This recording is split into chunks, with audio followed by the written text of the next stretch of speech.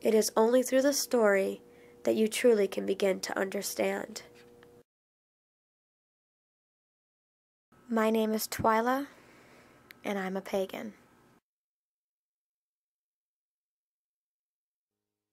I first became a pagan in high school. This was after realizing that I really wasn't a Christian, meaning I really did not honestly believe what the church was teaching me. I set out to find something that did make sense, that did feel right. And after searching for a while, I came across paganism and learning more. And even now, as I learn more, there's a piece to it that just calls me even further and allows me and grants me to love life and people and just be at peace and understanding the world. But no one in my family was pagan. I also grew up in a small town, so it was hard. Learning was hard. Trying to find other people to relate to me was hard. There was a sense of isolation.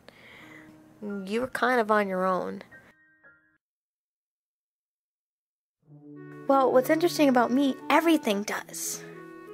The world around me, which I know seems kind of vague, but I do follow the kind of idea whatever you send out comes back. Meaning that if I send out negative energy, I'm not necessarily going to get struck by lightning, but, bad things could happen. I've been a great person and I had a good life, and I try to live according to that.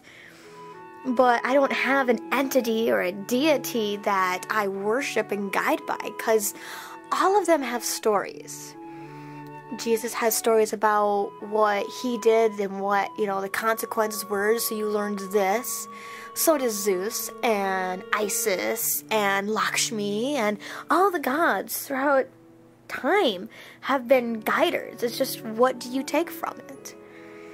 And as I do with everything else, I take everything from them and I try to use them when I can, as much as I can, and follow the idea that you are going to get back from the world what you put into it. And that rule is from multiple religions and cultures and ideologies. So what guides me is life. And sometimes that's more important than a single deity.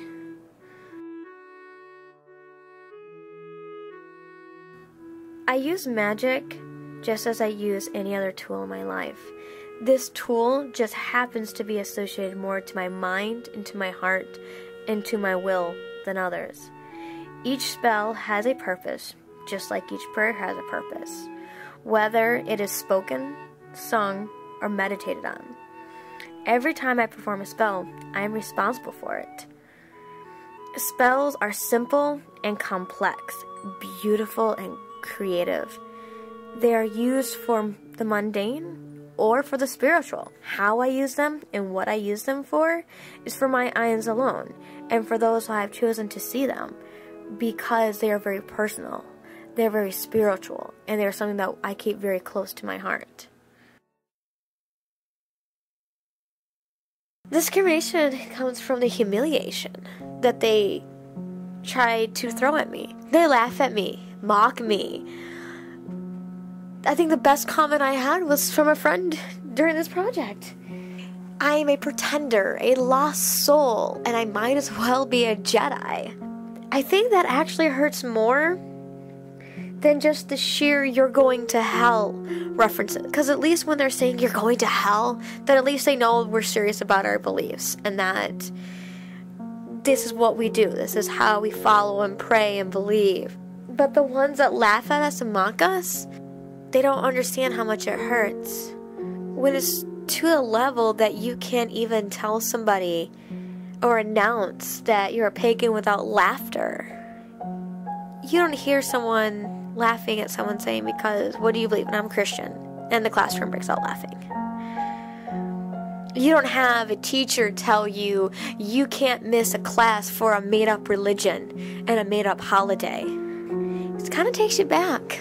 It really takes you back and really makes you question, especially when you're young. That's what I deal with. They're not burning us at the stakes. No, now they're making us a mockery. The one thing that I want to say to everyone, the people that say that we're making it up and that they don't believe, I'm not asking you to believe what I believe. I'm not trying to convert you. I'm not trying to bring you to the pagan path. I'm trying to get you to understand what I am.